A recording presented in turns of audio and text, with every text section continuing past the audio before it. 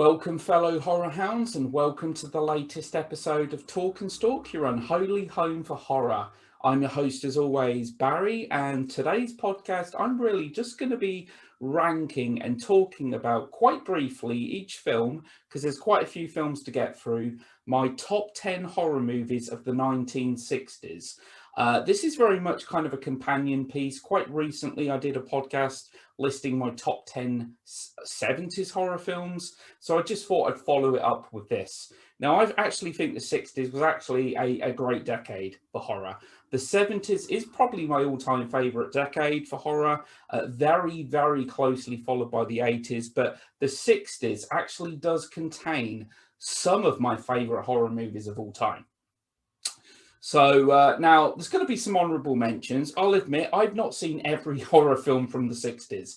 There's a few classics out there that I'm actually ashamed to admit I haven't seen. The likes of Mask of the Red Death, released in 64, directed by Roger Corman. The Devil Rides Out, released in 68, courtesy of Terence Fisher, of course, a long-time Hammer director. From what I've heard, these are two very much classics of the genre. I'm just ashamed to admit I haven't seen. Now, once I've watched them, there is a possibility they could make it within the top 10. So I can only base this on the films that I've seen, of course. Some honourable mentions. Michael Powell's 1960 Peeping Tom didn't quite get in my top 10. Village of the Damned as well. Also, Whatever Happened to Baby Jane, released in 62. I'm not sure if I classify it as a horror movie per se. It's certainly more a psychological thriller to me, but it's a great movie. And if it was, if I did actually classify it as a horror movie, then I think it would probably be in the top 10. So yeah, going to get this kicked off now. At number 10 for me is The Innocents, released in 61. To me, this is one of the greatest ghost movies of all time. I love the atmosphere, the very gothic atmosphere. I'm a big fan of black and white that I've talked about before. This film is obviously an adaptation of The Turn of the Screw, which is, one of the greatest ghost stories ever told. It's a great ghost movie, and it's a film that certainly has a very psychological component to it as well. So yeah, The Innocents. Now, in the 9th spot is another ghost movie, The Haunting, released in 63, directed by Robert Wise. This is, to me, kind of like the archetypal haunted house movie. I'm sure that, a lot of people would probably look at it now and say it's really dated, there's nothing scary about this or whatever. But certainly for its time, I think this was a really effective movie. No CG or anything like that.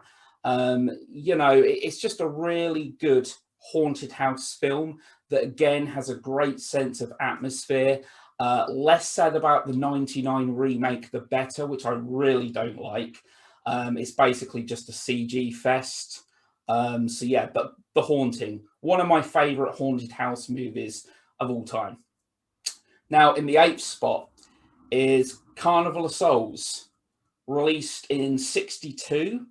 To me, this is very much a cult classic. Carnival of Souls is a film that received very little attention when it came out, but over the years, it certainly has amassed a cult following. I love, again, black and white, very low budget. It's a film that has a definite Twilight Zone aesthetic to it, and that's what I love. It basically feels like an extended episode of The Twilight Zone. The Twilight Zone being my all-time favourite TV series. I've actually just ordered it on Blu-ray, and I'm really looking forward to getting the complete collection tomorrow. So yeah, Carnival of Souls, it's creepy. Again, it has a remake that almost has no connection whatsoever to the original. Less said about that film, the better. So yeah.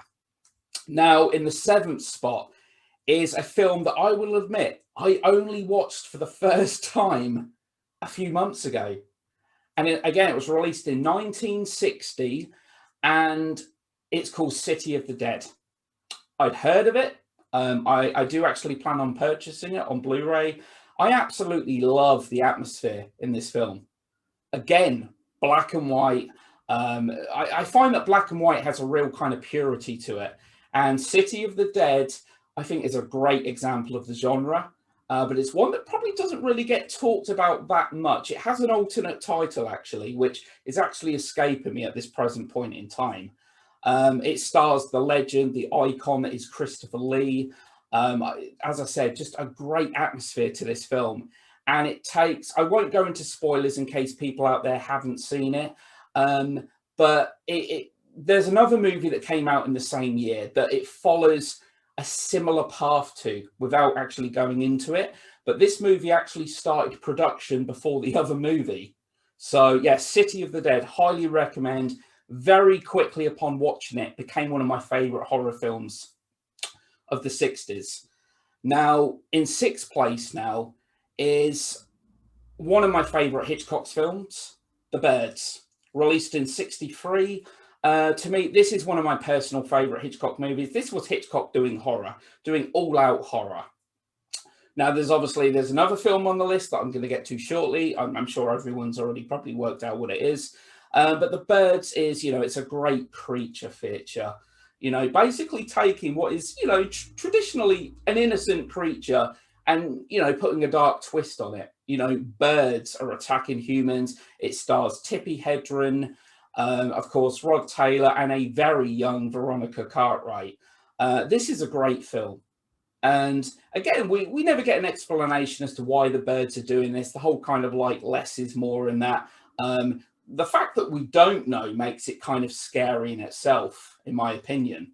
So yeah, one of my personal favorite Hitchcock movies. Now, in fifth place is my all-time favorite giallo, and that is Blood and Black Lace, released in 64. Mario Bava essentially created the first, what's very often touted as being the first true giallo with The Girl Who Knew Too Much, released in 63. But the following year, he directed what my personal favorite Bava film. Blood and Black Lace is very Hitchcockian, absolutely beautiful to look at. It's got a very sultry, very seductive score. It's a whodunit. It has twists. It has turns. It has some effective set pieces. Blood and Black Lace is, as I said, my all-time favorite giallo, and one of my favorite horror films of the 60s. Again, with giallo, they're more akin to being thrillers. I get that, like with some of Argento's films and Sergio Martino's. They fall within that kind of horror/thriller category. But for the sake of the podcast, I just had to talk about this film. Blood and Black Lace. Now, number 4 is, to me, one of my favorite psychological horror films of all time. This was the first of what Polanski called his apartment trilogy, and this is Repulsion. A movie like this, I think, is very much an acquired taste.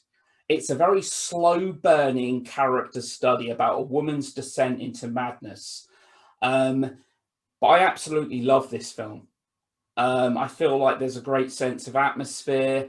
It's a film that managed, I'm pretty certain that George A. Romero actually took a moment for Day of the Dead, and actually took it from this movie and certainly inspired. I'm not sure if that is the case, but there's actually a scene that is quite similar. This is just a great psychological horror film, in my opinion. But as I said, it's one of them movies that probably isn't for everyone.